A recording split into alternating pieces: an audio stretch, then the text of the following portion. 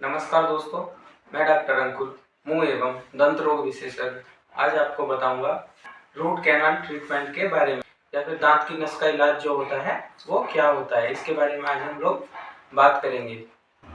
आज मैं बात करूंगा कि दांत की नसों का जो इलाज है वो कब कराना चाहिए हमें, और जो दांत की नस में अगर इन्फेक्शन है तो क्या बिना आरसीटी के या रूट कैनाल ट्रीटमेंट के ठीक हो सकता है या नहीं हो सकता है। और ज़्यादातर लोगों में जो क्वेश्चंस देखने को मिलते हैं, जो डाउट्स रहते हैं, जैसे कि क्या रूट कैनाल ट्रीटमेंट के बाद टीथ बिल्कुल ठीक हो जाएगा या नहीं होगा, या उसके कुछ साइड इफ़ेक्ट तो नहीं है, इसके बारे में आज हम बात कर लेंगे। और एक बहुत ही महत्वपूर्ण डाउट ज़्यादातर लोगों में रहता है कि जो हमारा रूट कैनाल ट्रीटमेंट है वो कितनी कॉस्ट करता है, या फिर कितना प्राइस आपको देना पड़ेगा एक रूट कैनाल ट्रीटमेंट कराने के लिए या दांत में नसों का इलाज कराने के लिए। इन सभी बातों को आज हम डिस्कस करेंगे। तो सबसे पहले दांत में जो रूट कैनाल करते हैं वो हम कब कर सकते हैं, या फिर आपको कब रूट कैनाल ट्रीटमेंट करा लेना चाहिए। तो जैसा कि आप जानते होंगे, मैं आपको बता दूं कि रूट कैनाल ट्रीटमेंट जो है एकमात्र ट्रीटमेंट है जो कई बार टीथ को सेव करने के लिए किया जाता है, जिसमें आपका नेचुरल टीथ को बचाया जाता है ताकि इन्फेक्शन उसमें ना रहे और फिर बाद में आपका दांत लंबे समय तक बिना किसी बीमारी के चल सके और वो हड्डी में भी कोई के इन्फेक्शन ना हो। इसलिए रूट कैनाल ट्रीटमेंट हम लोग करते हैं।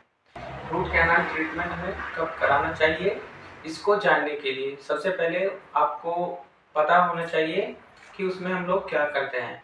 रूट कैनाल ट्रीटमेंट में हम एक जो आम भाषा में मैं आपको समझाने की कोशिश करूँगा कि हम लोग क्या करते हैं कि जो भी आपका इन्फेक्शन है आपके जो पल्प में रहता है, इन्फेक्टेड पल्प है जो जिसमें इन्फेक्शन है आपकी पल्प में, उसको रिमूव करते हैं और आपके जो टीथ में कैनाल्स होती है उसको बीएमपी करके क्लीनिंग शेपिंग करते हैं और फिर एक पर्टिकुलर जीपी कोन से फिलिंग कर देते हैं जो कि गट्टा पर्चा कोन्स होते हैं। रूट कैनाल ट्रीटमेंट में हम लोग क्या करते हैं, उसमें हम जो भी इन्फेक्टेड पल्प है आपकी उसको रिमूव कर देते हैं और मेडिकामेंट देते हैं आपके रूट कैनाल्स में, और उसके बाद क्लीनिंग शेपिंग करने के बाद में, जिसको बीएमपी बोलते हैं, एक पर्टिकुलर शेप में एक फिलिंग कर देते हैं। इन्फेक्शन को पूरा क्लीन करके हम लोग गट्टा पर्चा कौन से फिलिंग करते हैं, वो इसलिए करते हैं ताकि हम वो रेडियोग्राफ में भी विजिबल रहे और जीपी कोन्स को हम बाद में रिमूव भी कर सकते हैं अगर कुछ आपको उसकी वजह से कुछ बाद में इन्फेक्शन होता है, या फिर आपका रूट कैनाल ट्रीटमेंट दोबारा भी कर सकते हैं। रूट कैनाल ट्रीटमेंट या फिर दांत के नसों का इलाज समझने के लिए आपको थोड़ा मैं बताना चाहूँगा कि टीथ में हमारा क्या क्या होता है। तो जैसा कि आप देख सकते हैं, जैसे आप समझ सकते हैं ये हमारा मुंह है। इस मुंह में क्या है, ये जो वाइट पोर्शन दिख रहा है आपको, ये क्राउन होती है हमारी क्राउन, जिसकी आउटर लेयर जो है ये वाइट कलर की वो एनामल होती है, और एक दांत के अंदर जड़ होती है जो कि आपके दांत में हड्डी में होती है, जैसे कि आप देख सकते हैं। टीथ को मैं निकाल के दिखाता हूँ कैसे होती है। वो आपके टीथ में आउटर लेयर एनामल रहती है, उसके अंदर लेयर जो रहती है वो डेंटाइनल लेयर रहती है, और सबसे अंदर आपके टीथ में जो रहती है वो पल्प होती है। पल्प चैम्बर होता है और उसमें पल्प कैनाल्स होती हैं। जो पल्प चैम्बर और पल्प कैनाल्स होती हैं वो आपका टूथ की ब्लड सप्लाई रखते हैं, जो कि आपके टीथ को जिंदा रखता है। तो उसके माध्यम से आता है, कैनाल्स के माध्यम से आता है ब्लड सप्लाई, आपकी ब्लड वेसल्स जो टीथ की हैं, और नर्व्स जो आपको पेन फील कराती हैं। तो ये सब आपके टीथ के अंदर पाया जाता है। मैं उम्मीद करता हूँ अब आप टीथ हमारा कैसा होता है थोड़ा समझ में आ गया होगा। अब इसमें मैं आपको समझाने की कोशिश करूंगा कि रूट कैनाल ट्रीटमेंट जो है आपको कब कराना चाहिए और क्यों हम कराते हैं। सबसे पहले रूट कैनाल ट्रीटमेंट हम कब क्यों कराते हैं, इसका कारण है अगर आपका जो इन्फेक्शन है, बैक्टीरियल इन्फेक्शन है, वो आपके टीथ की पल्प में इन्वॉल्व हो चुका है, पल्प में आपका इन्फेक्शन है और वो आपको पेन कर रहा है, और जिसकी वजह से इन्फेक्शन पल्प में रहेगा तो वो कई बार जड़ जो रहती है हमारे दांत की उसको क्रॉस करके बोन में एक लीजन बना लेता है, पहले एब्सिस बन जाता है, पस बन जाती है बोन में, फिर ग्रेनुलोमा, फिर सिस्ट, और वो धीरे धीरे कई बार हड्डी को खाने लग जाता है और कई बार टूथ की जड़ को भी खाने लग जाता है, जो इन्फेक्शन रहता है बढ़ता रहता है। इसीलिए इन्फेक्शन को ट्रीटमेंट करने के लिए इन्फेक्शन को हमें रिमूव करना होता है। वो एक ही माध्यम होता है रूट कैनाल ट्रीटमेंट के द्वारा। रूट कैनाल ट्रीटमेंट में हम जो भी इन्फेक्टेड पल्प रहती है, आपकी इन्फेक्शन रहता है, उसको रिमूव कर देते हैं। आपकी पल्प को जो भी इन्फेक्टेड है, मैं आपको बता दूं, आपकी अगर स्वस्थ पल्प है, ब्लड है, नर्व है, उसको हम नहीं निकालते हैं। तो हमेशा याद रखना चाहिए कि हम जो डेंटिस्ट लोग होते हैं वो इन्फेक्टेड पल्प को ही रिमूव करते हैं। अब मैं आपको बताऊंगा रूट कैनाल ट्रीटमेंट जो है आपको कब कब करा लेना चाहिए। तो उसमें सबसे पहले, अगर आपको रात को सोने के टाइम पर दांत में ज़्यादा दर्द होता है, इसका मतलब आपके जो पल्प है उसमें क्रोनिक इन्फेक्शन है या फिर लंबे समय का इन्फेक्शन है। और अगर वो इन्फेक्शन आपका टूथ डीके की वजह से या फिर टीथ में कैरीज होने की वजह से है, तो उसमें अब कई बार डेंटिस्ट एडवाइस करते हैं कि आपको रूट कैनाल ट्रीटमेंट से ये ठीक हो जाएगा। ऐसे टाइम पे हमेशा रूट कैनाल ट्रीटमेंट करवा लेना चाहिए आपको। दूसरे नंबर पे, अगर आपको खाने के बाद टीथ में पेन होता है, वो टूथ डीके है आपका, अगर आपको टूथ एक होता है, दांत में दर्द होता है आपको तेजी से, और वो लगातार रहता है 15-20 मिनट से भी ज़्यादा, घंटे भर से भी ज़्यादा दर्द रहता है, तो उस केस में भी आपको रूट कैनाल ट्रीटमेंट एडवाइजेबल होता है।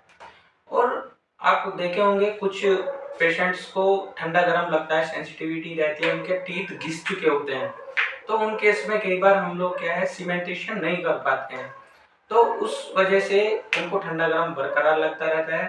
तो कई बार हमें एडवाइस करना पड़ता है घिसे हुए दांतों में या फिर अट्रेटेड टीथ्स में कि रूट कैनाल ट्रीटमेंट के बाद आपको डिस्कम्फर्ट नहीं रहेगा, तो उस केस में भी हम लोग रूट कैनाल ट्रीटमेंट एडवाइस करते हैं। कई बार हमें इंटेंशनल रूट कैनाल ट्रीटमेंट्स कराने पड़ते हैं, क्योंकि अगर आपकी जो पल्प है वो ओक्लूजली आ चुकी है, या फिर अगर उनको दांत बिठाने के लिए एक पर्टिकुलर शेप में टीथ को ट्रिम करना पड़ता है, या फिर आप ऐसे समझ सकते हैं दांत को थोड़ा घिसते हैं ताकि उस पर जो हमारी कैप बैठेगी वो टीथ की शेप से बाहर ना जाए, तो टीथ की शेप में ही कैप बैठ जाए।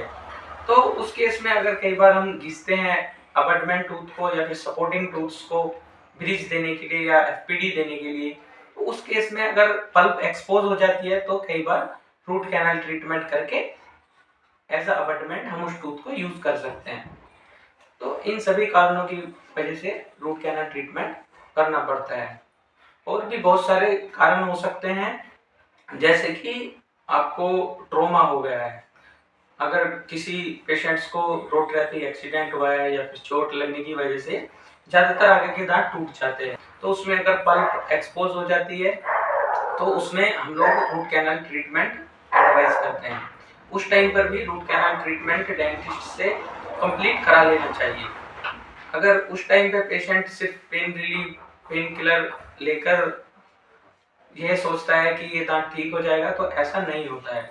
सिर्फ पेन ठीक होता है, उसके बाद आपका जो टीथ है वो उसकी पल्प डैमेज हो जाती है और वो इन्फेक्शन को रखती है, जिसकी वजह से कई बार सिस्ट बन जाता है, जो कि हड्डी के अंदर बन जाता है, और फिर बाद में आपका खर्चा और ज़्यादा बढ़ जाता है टीथ को सेव करने के लिए, या फिर टीथ रिमूव करके कई बार दूसरा बिठाना पड़ता है अगर इन्फेक्शन ज़्यादा बड़ा है और टीथ की रूट भी खत्म हो चुकी है।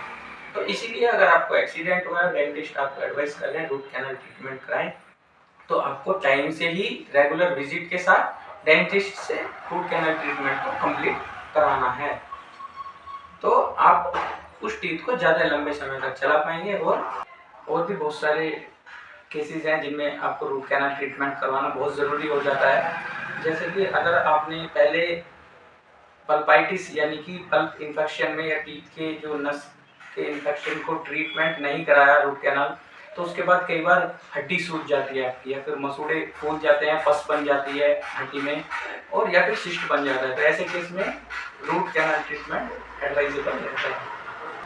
अब मैं आपको बताऊंगा रूट कैनाल ट्रीटमेंट की जो है कॉस्ट कितनी होती है। तो ये कॉस्ट जो है एक ऐसा फैक्टर है जिसको हम डिफाइन नहीं कर सकते एज अ कि ये रेंज में इतनी ही रहेगी हमेशा, क्योंकि अगर हम आरसीटी कर रहे हैं तो डिफरेंट टाइप्स के मटेरियल आते हैं, अलग अलग ब्रांड्स के आते हैं, और जो स्टेरिलाइजेशन है वो भी अलग अलग तरीके से यूज किया जा सकता है।